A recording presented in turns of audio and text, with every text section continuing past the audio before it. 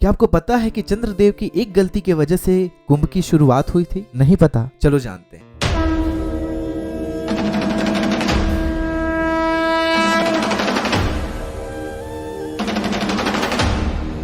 नमस्कार, आप सभी का स्वागत है हमारे पॉडकास्ट सीरीज में एक दिव्य यात्रा महाकुंभ, जहां महाकुंभ के बारे में छोटी से छोटी और बड़ी से बड़ी चीज जानेंगे और अपने सनातन को और गहराई से समझेंगे। आज के एपिसोड में हम बात करने वाले हैं कि महाकुंभ की शुरुआत कैसे हुई।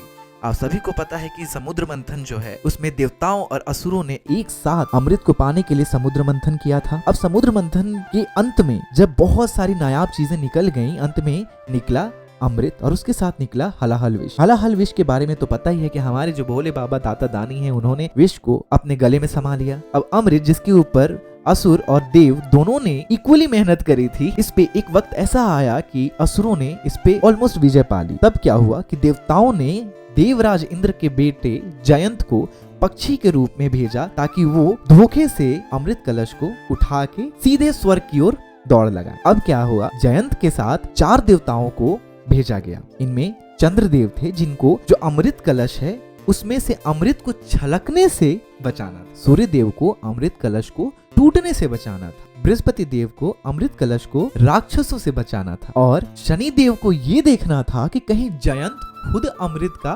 पान अकेले ना कर ले। अब आप ये देखिए कि अमृत कलश यानी जो अमृत है उसके साथ 4 ऐसे देवता हैं जिनको हम आज ग्रहों के रूप में पूजते हैं। हमारे जो कुंभ होते हैं, अब कुंभ जो 4 जगह पे होता है, हमारा हरिद्वार, उज्जैन, नासिक और प्रयागराज। आखिर ये 4 ही जगह पे क्यों होता है? ये इसलिए कि जब जयंत उड़ान भर रहे थे स्वर्ग की ओर अमृत को लेकर, तब अमृत की 4 बूंदें छलक कर पृथ्वी पे गिरी और वो 4 जगह थी, यही हमारे प्रयागराज, हरिद्वार, उज्जैन और नासिक। तब से तमाम लोगों को ये विश्वास हो गया ये 4 जगह इतने पवित्र हैं, और एक्चुअली में ये इतने पवित्र हैं क्योंकि यहाँ पे वो एक बूंद अमृत गिरा है जिसमें इतनी शक्ति है कि वो पूरे विश्व को मोक्ष प्रदान कर सके। पिछली वीडियो में मैंने आपको बताया था कि क्या कुंभ एक सिर्फ आस्था का पर्व है? Is it just a religious festival? Because मैंने बोला था कि क्या हमारे ग्रहों और नक्षत्रों का इसमें कोई खेल है? अब जब आपको पता है कि अमृत को रोकने के लिए जो 4 ग्रह थे, उन चारों का कहीं ना कहीं कुंभ से रिलेशन है। ये चीज फैक्ट है। जो हमारे 4 जगह होते हैं, इन पे जो कुंभ का आयोजन होता है वो तभी होता है जब इन ग्रहों का आपस में कोई एक पोजीशन होता है। अब जानते हैं कि कब किस जगह पे कैसे कुंभ होता है। सर्वप्रथम आपको बता दें कि आप सबने सुना होगा कि ये वाला जो कुंभ है 2025 वाला, वो महाकुंभ है। अब महाकुंभ क्यों, इससे पहले समझते हैं इससे पहले की चीजों को। तो कुंभ होते हैं 4 प्रकार के। एक कुंभ मेला, जो कि हर 3 साल पे होता है। अब जो ये 4 जगह हैं, हरिद्वार, प्रयागराज, उज्जैन और नासिक, इन 4 जगहों पर हर 3 साल के अंतराल के बाद कुंभ का आयोजन होता है। इसे कहते हैं कुंभ मेला। अब अर्ध कुंभ क्या है कि अर्ध कुंभ हमेशा प्रयागराज में ही होता है। प्रयागराज में अर्ध कुंभ कैसे होता है? मतलब अगर हरिद्वार से कुंभ स्टार्ट होता है तो अगले बार वो प्रयागराज में एंड होगा, यानी 6th ईयर प्रयागराज होगा। नाउ वो अगर उज्जैन जाता है तो वापस वो 12th ईयर में प्रयागराज ही आएगा, यानी हर 6 साल पे जो अर्ध कुंभ होता है वो प्रयागराज में ही लगता है। अब जानते हैं कि जो 12 साल में होता है, यानी 1 कंप्लीट सर्कल इन 4 सिटीज में जब हम कंप्लीट करते हैं ऑफ कुंभ, उसे कहते हैं महाकुंभ। वो होते हैं 12 साल के बाद। नाउ महाकुंभ क्या होता है कि जब ये 1 कंप्लीट सर्कल 12 बार कंप्लीट होता है, यानी 12 × 12 = 144 ईयर्स के बाद जो होता है, उसे कहते हैं महाकुंभ या फिर पूर्ण महाकुंभ। हमारा 2025 में हो रहा है ये पूर्ण महाकुंभ है। अब अमृत कलश को चुराने के लिए जो 4 देवता गए थे, शनि, चंद्र, सूर्य और बृहस्पति, इन ग्रहों की स्थिति के मुताबिक ही तय होता है कि कुंभ कहाँ मनाया जाएगा। हरिद्वार में कब कुंभ मनाया जाता है? चैत्र मास में जब गुरु शनि की कुंभ राशि में, सूर्य मेष राशि में हो, तब हरिद्वार में कुंभ मनाया जाता है।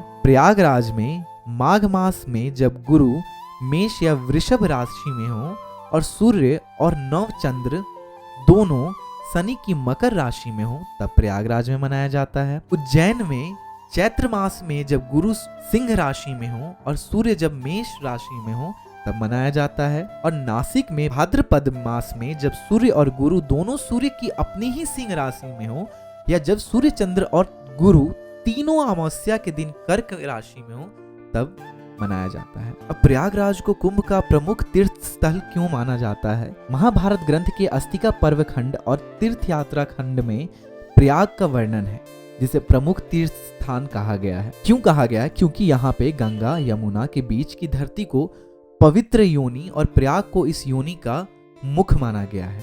और यहाँ पे संगम का भी वर्णन आता है, क्योंकि जो सरस्वती नदी पाताल लोक में विलुप्त हो गई थी, माना जाता है कि वो सरस्वती नदी इसी स्थान पर वापस उनका उद्गम होता है गंगा यमुना के जस्ट नीचे।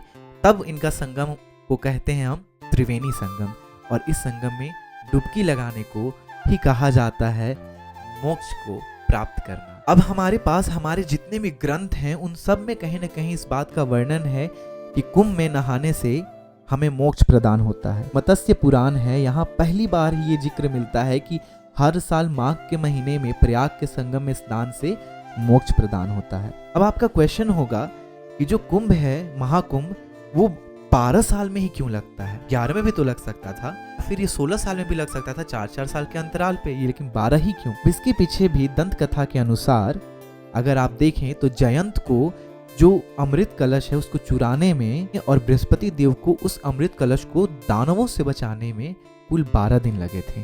देवताओं का जो एक दिन है वो माना जाता है कि हमारा 1 साल के बराबर होता है, इसीलिए हम 12 दिन यानी 12 दिन को कन्वर्ट करके 12 साल में इस पर्व को मनाते हैं। अब आप ये भी समझिए कि कुंभ और नदियों का अलग ही रिश्ता है।